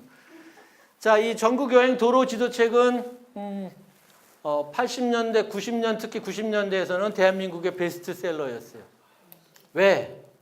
집집마다 다 한 권씩 샀으니까요. 그래서 우리가 이제 가구당 차 한 대, 두 대씩 이렇게 되면서 새로 차를 장만하게 되고 차를 샀으니까 운전을 해야 되고 운전을 하려면 뭐가 익숙해야 돼요? 지리에 익숙해야 되죠. 그러니까 지도가 다 필요했어요. 근데 아직 가지고 계신 분 있는데 제가 올해 계속 강의 다니면서 처음이십니다. 다른 데 갖고 있는 사람들은 아무도 없었어요. 왜? 더 편한 게 생겼으니까. 그래서 이 내비게이션도 한때는 대한민국의 베스트셀러였습니다. 홈쇼핑 채널에서 채널만 틀면 다 내비게이션 팔았어요. 20만 원, 30만 원. 그래서 이제 그것도 다 지금 없어졌죠. 왜? 티맵을 이용한 핸드폰을 이용하기 때문에. 값은 어떻게 되나요? 이거는 한 10,000원 주고 사셨을 거예요. 좀 나중에 샀으면 20,000원. 값은 훨씬 비싸죠. 30만 원, 50만 원, 60만 원. 그럼에도 불구하고 우리가 싼 것보다는 자, 비싼 걸 이용합니다. 왜 그럴까요? 왜 편한 거예요? 편하죠? 왜 편한 거예요? 그래서 자, 우리가 어디를 가려면 지리적인 정보가 필요하죠. 지도가 필요하다라는 겁니다. 여러분 생각해 보세요. 이 지도책과 여러분들이 가장 편리하게 생각하는 지도는, 여러분들이 가장 편리한 지도는 세계 지도처럼 아주 넓은 지역을 알려주는 지도가 아니라, 아니면 대한민국 전체를 보여주는 그런 지도가 아니라 어떤 지도예요?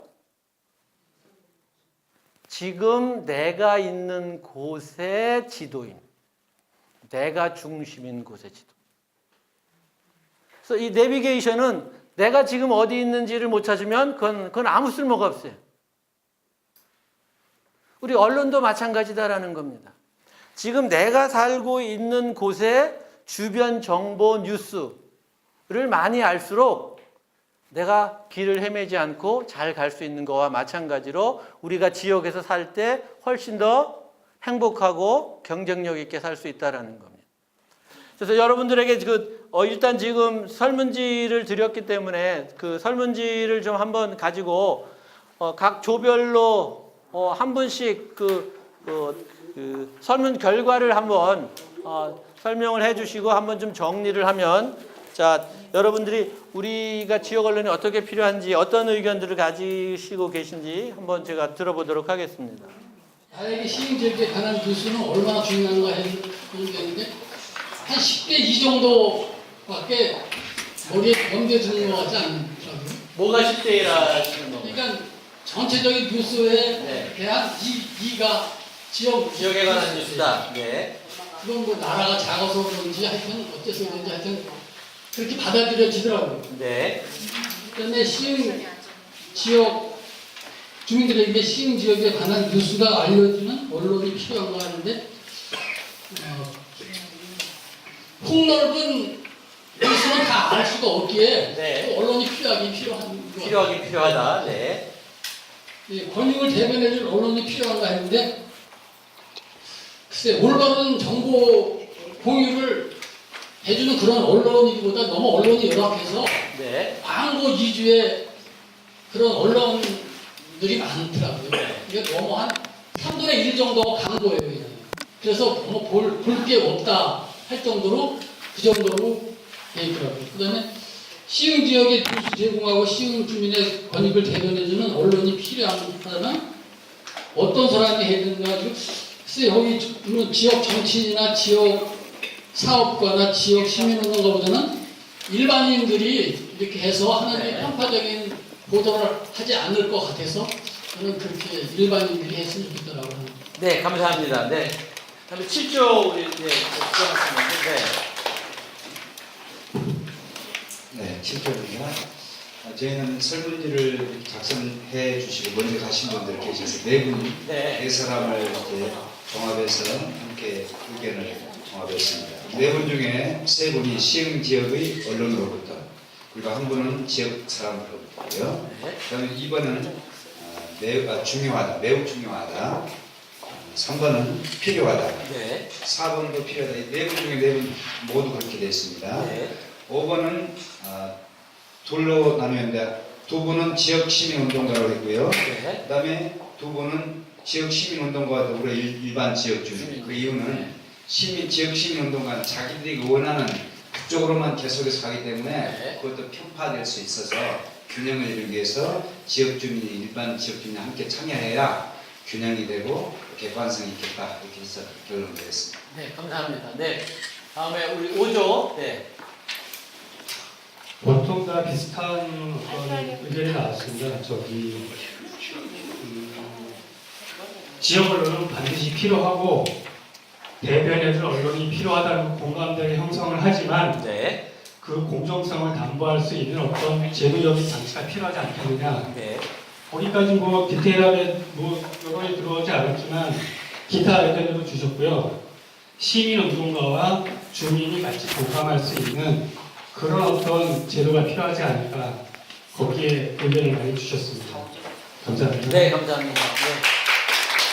저희는 세 분이 계셨었는데요. 네. 일본에서는 5번 그 시흥 지역 사람들로부터 많이 들었고요. 네. 이번에서는 매우 중요하다고 생각했습니다. 네. 또 3번도 필요하다고 생각했고요. 네. 4번도 필요하다고 생각합니다. 네. 그다음 5번은 네 분이 4번을 해주셨는데요. 4번을 저는 이제 한 분은 이제 저는 두 가지로 했습니다. 여러 이제 여기 보면은 일반 정치인, 지역사회가, 지역시민과 일반 지역 주민이 있는데요. 일반 지역 주민들은 여러 가지 그 분야들을 이야기할 수가 있을 것 같고요. 네. 또 정치적으로도 얘기를 알아야만 하기 때문에 네. 일반 정치인도 같이 했으면 정치인도 좋겠다. 같이. 네, 알겠습니다. 네. 2번도 중요하다고 하는데 중요한 이유가 저 같은 경우는 네. 내가 사는 지역에 어떤 문제점이 있는지 궁금해서 제가 그 중요도를 높게 했고요. 3번, 4번 다 필요하다고 하는데 네. 다 의견이 근본에서 좀 뭐라고 말씀드리겠죠. 의견이 분분하다는 거 어떤 아, 서로 이제 각자 이제 생각하는 관점이 다르기 때문에 네. 관심은 많은데 그 관심을 그 여러 사람도 관심 받을 수 있는 부분이 있고 아니면 내 얘기밖에 없다 보니까 이런 걸 왜 기사했을까 이런 생각이 드는 경우도 있고 네. 5번 같은 경우도 일반 지역 주민이 대체로 많이 나왔습니다. 그건 왜냐하면 내가 사는 생활 위주로 네. 기사가 나왔으면 더 가슴 맞았지 않을까 해서 이렇게 나왔습니다. 네. 네. 감사합니다. 네. 이쪽. 저희는 여기서 3명이서 이렇게 대화를 나눴는데요. 네. 한 분은 그 지역 언론으로부터 알고 있다고 했고요. 또 한 분은 모른다고 하셨어요. 네. 왜냐면 그 여러 단체나 뭐 이런 데에서 그 하시고 다녔어도 이게 있는지를 모르셨대요. 신문이나 뭐 이런 것들이. 그래서 그분은 모른다고 하셨고요. 또 시흥 지역의 사람들로부터 이렇게 뉴스와 뭐 그런 것들을 알게 되었다고 이렇게 조언을 했고요. 그 다음에 여기 뉴스가 얼마나 중요한가에 대해서는 그 중요하다라고 이렇게 얘기를 했는데 사실상 이제 저희 같은 경우도 교육을 받기도 했고 또 이 교육을 받은 이유가 관심이 있었기 때문에 이 교육을 받은 건데 실질적으로 저희 그 시민분들께서 얼마나 이쪽에 관심을 가지고 있는지는 모르겠어요. 그래서 그냥 저는 제 생각으로만 작성을 했는데요.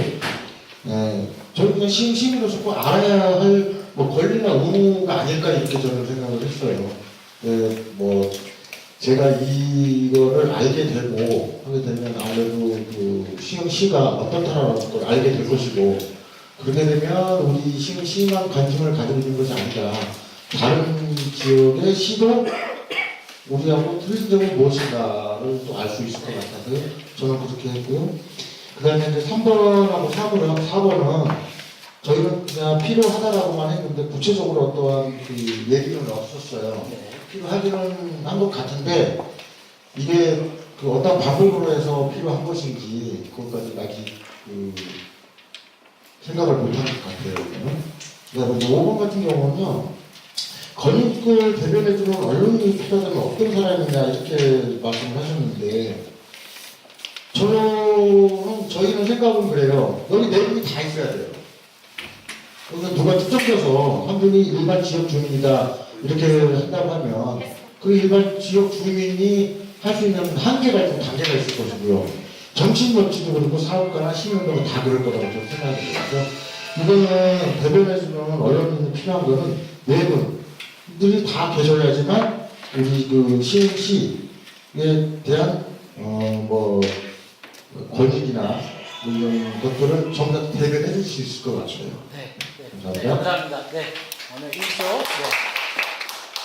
시흥 지역에 관한 뉴스를 주로 어떻게 알게 됐느냐에 대해서는 뭐 인터넷 포털 사이트로 알게 되시는 분들도 있었고요. 네. 지역 언론도 했지만 대부분이 지금 지역 사람들로부터 얻게 되는 게 더 많았고요.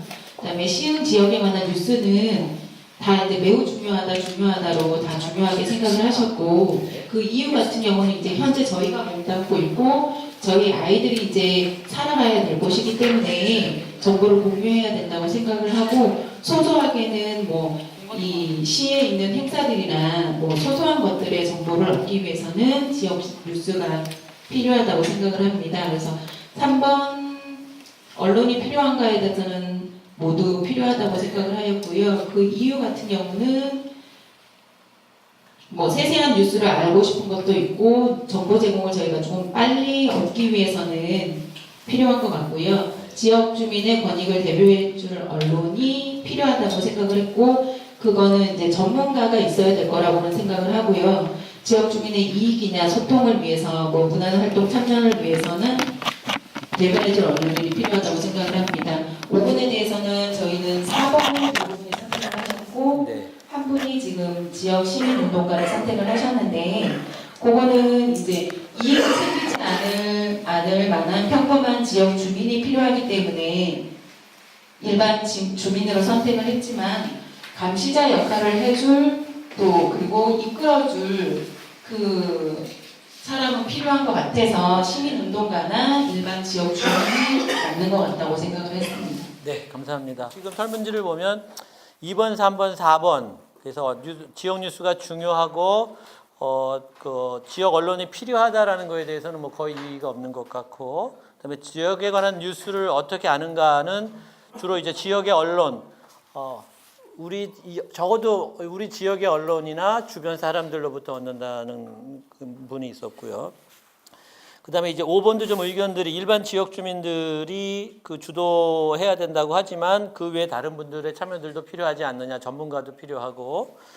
그래서 일단 1번과 관련돼서는 실질적으로 지금 여러분들이 대한민국 사람들이 지금 다 뉴스를 뭘 통해서 봅니까? 인터넷이죠. 인터넷 어디로 들어가세요? 인터넷 어디 네이버 아니면 다음으로 들어갑니다. 거기에 시흥 지역 뉴스가 있나요? 없죠. 그래서 그걸 이제 있게 만들도록 하자는 지금 법이 추진되고 있습니다. 그래서 여러분들 그 다음이나 네이버에 들어가면 유일하게 지역과 관련된 정보가 뜨는 게 하나 있죠. 날씨가 뜹니다. 날씨는 인천의 날씨도 아니고 저 부천 광명의 날씨도 아니고 시흥의 날씨가 뜨죠.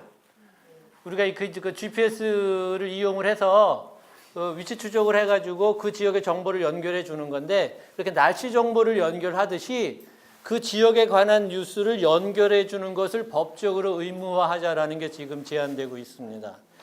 그래서 만약 그렇게 된다면 이제 여러분들이 이 다음이나 네이버에서 내 지역의 뉴스를 쉽게 접근할 수 있게끔 이렇게 하기 위해서 우리가 지금 만들어주는 것이고 그걸 아까 우리 이조혜 선생님이 말씀하신 것처럼 그 지역 주민들의 알 권리 차원에서 필요하기 때문에 법적으로 강제하자 이런 얘기가 나오는 겁니다. 거기까지 말씀드리고 그다음에 이제 5번 같은 경우에는 이게 어려운 문제입니다. 여러분들은 대부분 일반 주민이나 시민운동가를 선택하셨는데 이런 사람들을 언론을 못합니다. 언론은 나름대로의 언론인으로서의 전문성이 필요하고 그다음에 또 하나 더 중요한 건 돈을 벌어야 돼요. 수익을 내지 못하면 언론사를 운영할 수가 없습니다. 그래서 우리가 일반 주민들이 만들어준 신문사가 있었죠. 대한민국에 우리 아까 그 6.29 선언 이후에 어떤 신문이 있었습니까? 한겨레 신문이라고 있었습니다. 기억나시나요? 국민들이 주식 자본도 만들어주고 독자도 해주고 광고도 해주고 지금 다 망해갑니다. 간신히. 왜? 돈을 벌어야 되는데 돈 버는 기술들이 없어요. 이게 갖고 있는 딜레마입니다. 지역에서도 마찬가지인데 그래서 지역에 우리가 이렇게 지역 주민들에게 중요한 알 권리를 충족시키기 위한 주민들의 권익을 대변하는 언론을 만들려면 지역의 사업가가 지역의 시민단체나 일반 주민들과 잘 네트워크를 하고 소통을 해서 지역 주민들이 원하는 뉴스를 제공할 수 있어야 된다는 거. 뭐 거기까지 이렇게 원론적으로 말씀드리고, 그다음에 이것을 탐탁치 않게 생각하는 사람들이 있기 때문에 문제입니다. 여러분들 다 여기다 동의하셨죠? 지역 뉴스 중요하고 뭐 권익을 대변 다 필요하다고 하지만 이런 게 없으니까 아주 편한 사람들이 있어요. 누굴까요? 정치인들입니다. 없으니까 참 편합니다. 그래서 말은 뭐 여러 가지 지방 분권하지만 어느 정치인도 지역 언론 활성화 얘기하는 정치인 없습니다. 지역 언론인들에게 밥 사주고 홍보비 주고 뭐 광고 내주고 하지만 지역 내에서 건강한 지역 언론을 만들기 위해서 노력하는 정치인들은 지역 정치인들은 거의 없다라는 겁니다. 결국 그래서 여러분들 같은 우리 일반 주민들이 여론을 확산시켜서 건강한 지역 언론을 지역 내에서 만들 수 있는 그런 기반을 만드셔야 됩니다. 자, 2시간 동안 그 강의 경청해 주셔서 대단히 감사합니다. 이것으로 제 강의를 마치겠습니다. 수고하셨습니다.